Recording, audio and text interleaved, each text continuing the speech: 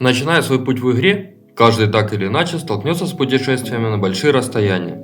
Изначально квесты и места интереса для новых игроков находятся в пределах 2-3 квадратов, и передвигаться к обозначенным местам весело и интересно. Но чем сильнее углубляться в квестовую цепочку, тем дольше и скучнее становится передвижение по пустошам и руинам умершей цивилизации. Спустя часы изучений и сотни километров пройденных вдоль и поперек локаций, каждый игрок так или иначе станет задумываться о необходимости транспорта. И решением данной проблемы является Его Величество мопед.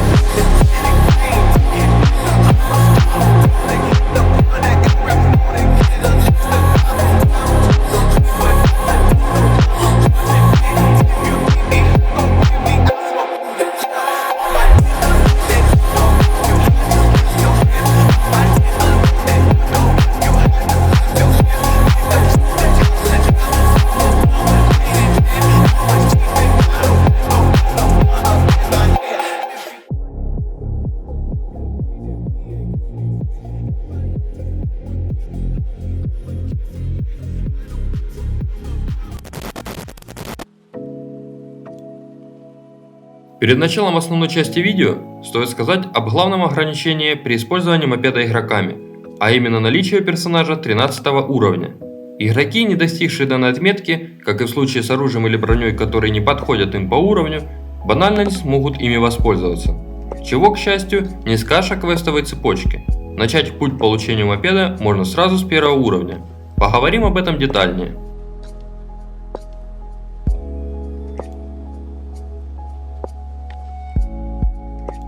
Чтобы начать выполнение квестовой цепочки, для получения желанного для нас транспорта, необходимо посетить локацию шахта Минаева, а именно прийти в одноименное место, где нам будет нужен гараж, находящийся возле стоянки транспорта.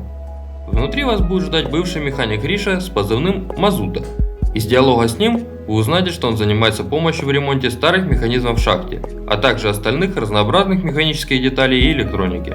Но в силу своих профессиональных навыков не прочь попробовать собрать необходимый нам транспорт. Так мы получаем первое для нас задание.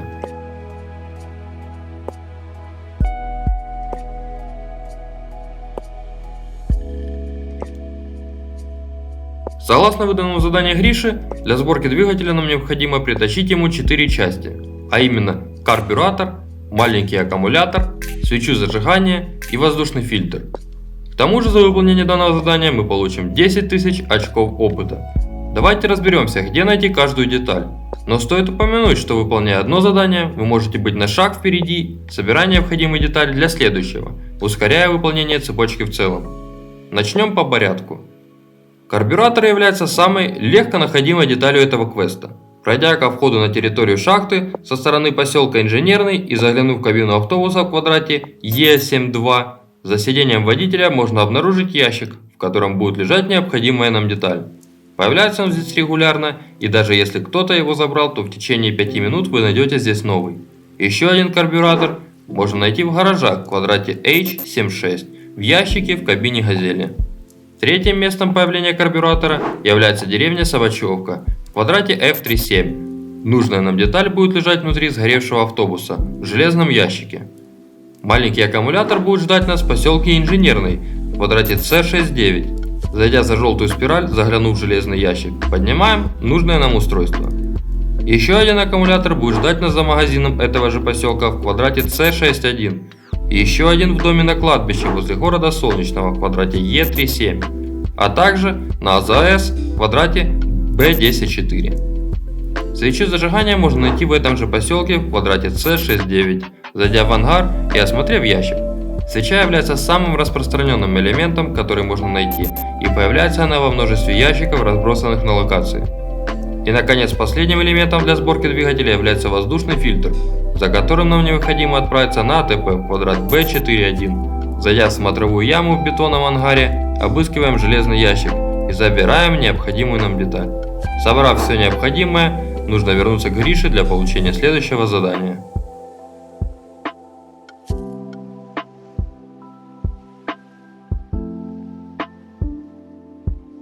Следующим нашим заданием для Гриши будет поиск и сборка стальных труб для изготовления рамы нашего будущего мопеда.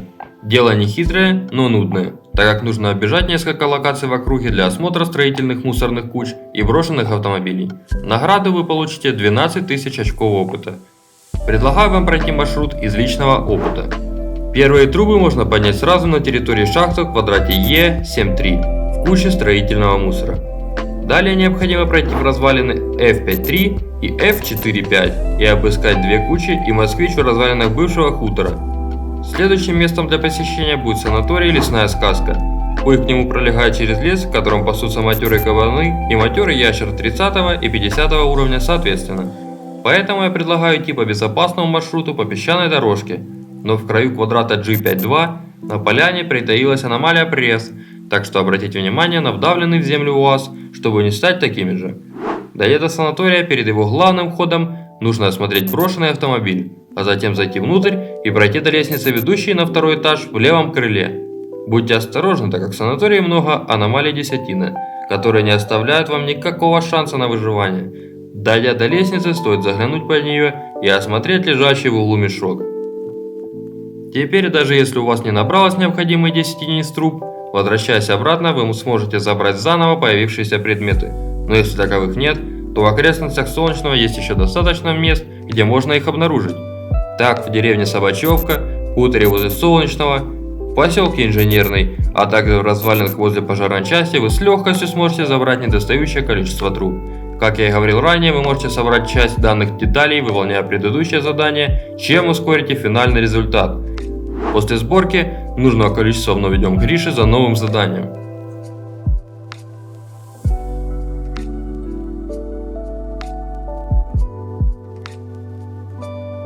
Поговорив с Гришей, он отправит нас на поиски бензобака для будущего байка. В награду за его поиск вы получите 13 тысяч очков опыта. Нужная нам деталь находится в гаражах в квадрате H76. Дойдя до нужной точки, необходимо обыскать железный ящик, внутри которого она и будет лежать.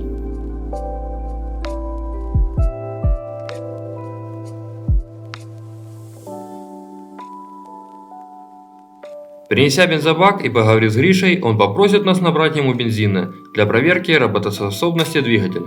Но для выполнения данного задания сначала нам нужно будет найти канистру, лейку и шланг.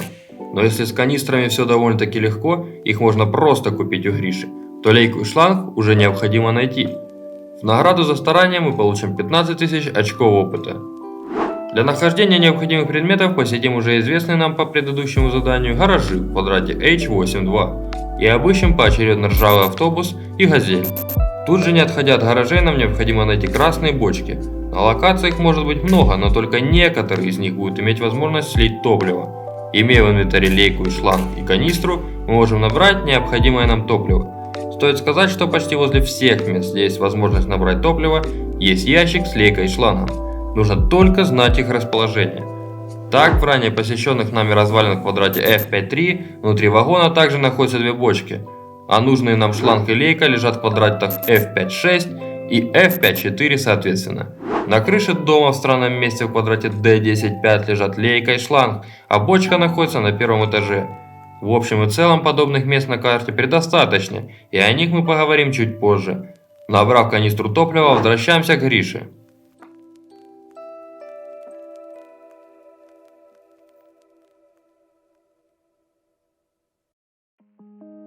Принеся Грише канистру топлива, оказывается, что оно не подходит для использования и нам необходимо его очистить. Для этого нам необходимо набрать еще дополнительные 2 канистры плохого топлива и переработать его в химической станции до состояния пригодного для использования. За наши старания Гриша наградит нас 15 тысячами очков опыта. Набрать плохого топлива можно в указанных до этого неиспользованных точках, или же попытать удачи в бочках в соседней комнате от Гриши или ржавом ангаре за территорией шахты Минаева. Для проведения очистки топлива Гриша выдаст нам рецепт создания топливного фильтра, для создания которого нам понадобится древесный уголь, пластиковая бутылка и марлевые бинты. Создается фильтр из инвентаря при наличии всех необходимых компонентов. После этого следует самая долгая часть этого задания, а именно сама переработка. Чтобы очистить топливо, нам понадобится химическая станция, 2 канистры грязного топлива, фильтр для бензина, а также 20 единиц обычного угля. Самая близкая химическая станция находится на территории шахты Западная у сени пороха в квадрате G10.7. на создание канистры очищенного топлива уходит 30 минут, и в итоге мы получаем одну пустую канистру и одну полную канистру очищенного бензина. Далее нам необходимо вернуться к Грише, но будьте осторожны, так как канистра не блокируется в инвентаре и при вашей смерти может выпасть из него.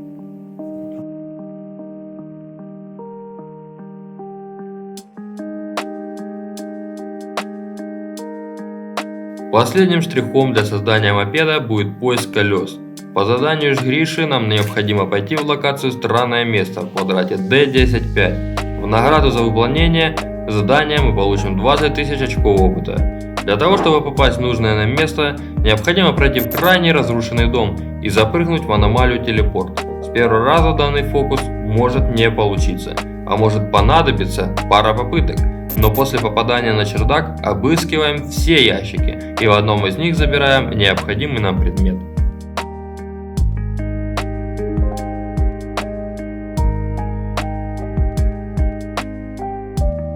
Перенеся последнюю часть желанного нам транспорта, Гриша заявит нам, что не отдаст мопед просто так, и для его владения нам стоит отвалить 200 тысяч жетонов.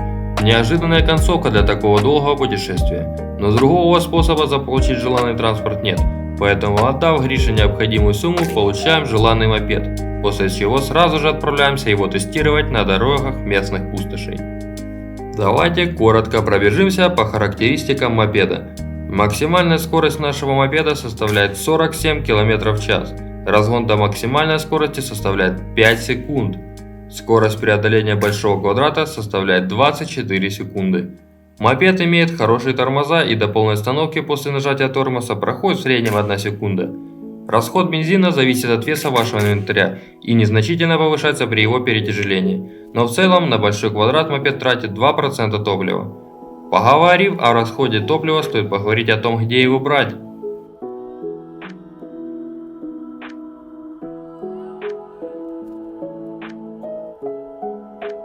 В пустошах после катастрофы осталось немало объектов инфраструктуры, в работе которых так или иначе использовалось топливо. Поэтому набрать бензин можно практически во всех уголках карты. Но есть места, где топливо льется рекой. Так, посетив место с названием радиотелескоп в квадрате К55, вы можете найти сразу 8 бочек, 5 из которых являются персональными для каждого игрока. Бензин с таких бочек можно сливать ровно каждый час, независимо, сливал кто-то его до вас или нет. Поэтому, придя туда, вы никогда не останетесь с пустыми канистрами.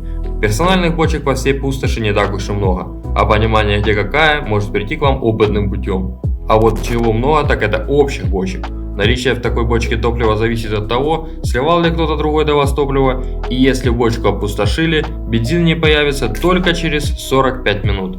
Помимо радиотелескопа, бочки с топливом можно найти в квадратах К9-3, Л11-9, G10-8, Б14-2, С10-8, С7-1, А6-6, Б2-2, G2-6, H3-7, J4-5, H5-6, J1-5 и L1-2.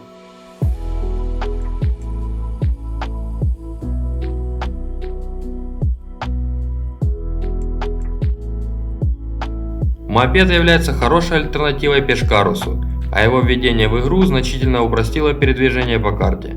Помимо банального упрощения передвижения, вот мопеда открыл предпринимательскую жилку в игроках, которые готовы тратить время на создание большого количества топлива на продажу. Динамические возможности мопеда помогают игрокам в локации Каньон участвовать в захватах и оборонах блокпостов, а также расширяют общие тактические возможности на войне. Будем надеяться, что создатели игры не остановятся на достигнутом, а будут только улучшать и расширять возможности и механику использования данного вида транспорта. Желаю вам удачи в ваших начинаниях и изучения пустошей. До скорых встреч!